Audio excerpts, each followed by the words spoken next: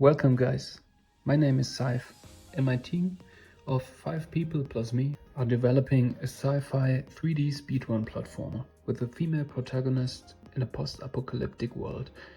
We're now close to 2 years in the project and a lot has changed. The first level of 3 is almost ready and the other 2 are close to get finished. This was a super exciting journey, but this was not my first project.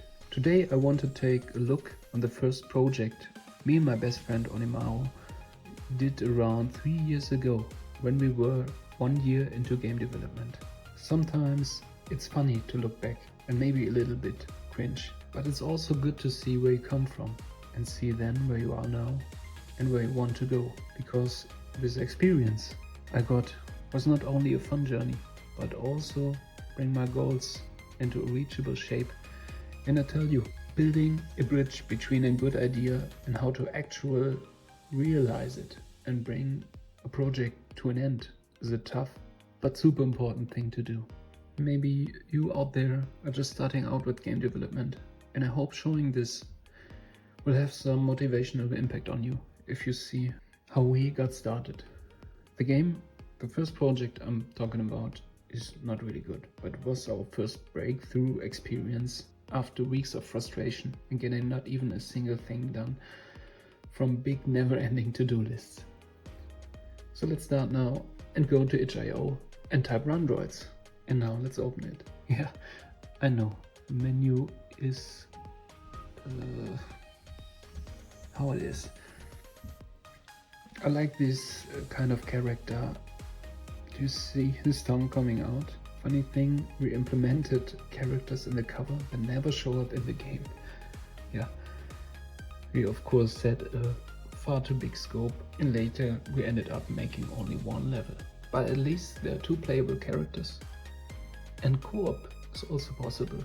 So let's now dive into the game. If you survive the laggy atmosphere in the beginning part of the level, it's basically quite a fun running game. As you hear, we just have a song there. That's the only sound. Back then I was inspired by an old Unreal Tournament 2004 mod, where you land on the moon, see everything in black and white, and don't hear any sound except of some atmospheric music. Does some of you remember? What I like the most in our game is vector physics. I think they always look funny. Some obstacles were really great, also like the following. Rotating hammers and box spheres that are punching you suddenly. Yeah, this was like a side eye to a TV show we liked watching as we were kids. It was called Takeshi's Castle. A highlight obstacle are these rotating cubes in a quadro shape. The trick is here not to go the way around, but to go against the movement direction of the cubes. You see it?